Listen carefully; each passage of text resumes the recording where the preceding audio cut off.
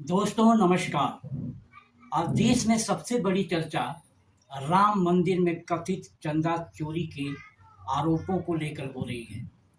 सत्ता पक्ष हो या विपक्ष, दोनों अपने अपने तरीके से इस मुद्दे पर राजनीतिक रोटियां सेकने में लगे हैं।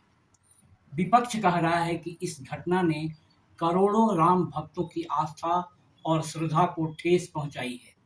वहीं सत्ता पक्ष का कहना है कि विपक्ष को राम मंदिर के मामलों पर बोलने का कोई नैतिक अधिकार नहीं है।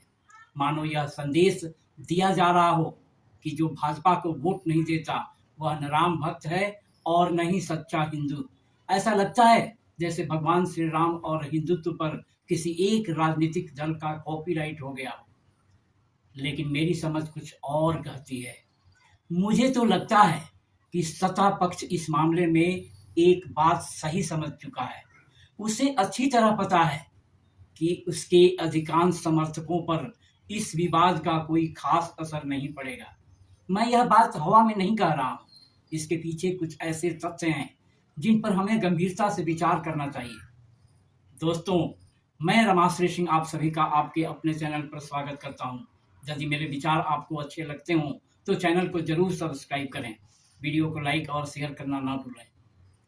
मेरी समझ में श्रद्धा और आस्था एक प्रकार का ऐसा नशा है जो कई बार अफीम के नशे से भी अधिक प्रभावशाली हो जाता है। नशे में व्यक्ति को सही गलत का भान कम हो जाता है।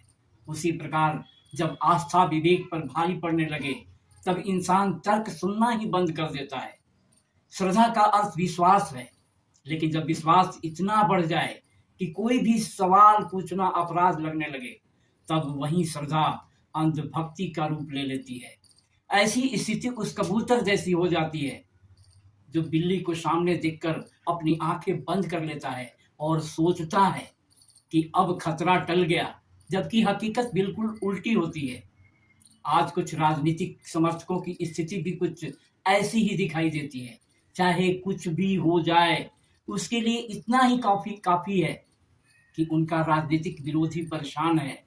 उन्हें इससे कोई फर्क नहीं पड़ता कि उनके आराध्य भगवान श्री राम और बजरंगबली की छवि का इस्तेमाल किस तरह राजनीतिक प्रदर्शन या प्रचार के लिए किया जा रहा है।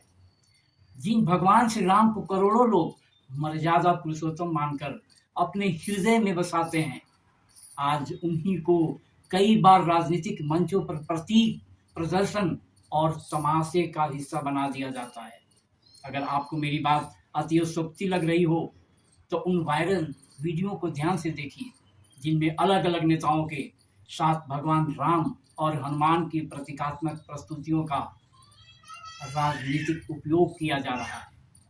आपने देखा होगा कि कहीं भगवान राम को छोटे बच्चे की तरह मंच पर घुमाया जा रहा है, कहीं बजरंगबली की प्रतिमा के साथ ऐसे दृश्य बनाए जा रहे हैं जिन्हें देखकर कई श्रद्धालुओं को असहजता होती है।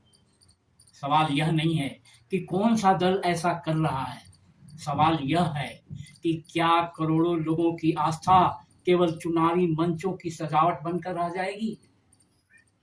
दोस्तों, फिर भी मैं यही कहूंगा कि विपक्ष यदि यह सोच रहा है कि केवल इस मुद्दे के सहारे वह जनता का विश्वास जीत लेगा तो शायद वह बहुत बड़ी भूल कर रहा है। पिछले कई चुनावों के नतीजे बताते हैं कि केवल इस तरह के आरोपों से राजनीतिक समीकरण नहीं बदलते। इसलिए राहुल गांधी हो, अखिलेश यादव हो या कोई और विपक्षी नेता, अगर जनता का भरोसा जीतना है तो केवल भावनात्मक मुद्दों से नहीं बल्कि रोजगार, शिक्षा, महंगाई, किसानों और आम लोगों के जीवन से जुड़े सवालों पर भी मजबूती से बात करनी होगी। अब फैसला जनता को करना है। आपकी क्या राय है? क्या राम मंदिर चंदा विवाद वास्तव में जनता के लिए बड़ा मुद्दा है या यह सिर्फ राजनीतिक बहस बनकर रह जाएगा? अपनी राय कमेंट बॉक्स में जरूर दीजिए। मिलते हैं अगले वीडियो में किसी और विवाद संवाद के साथ। जय भीम, जय संविधान, जय भारत।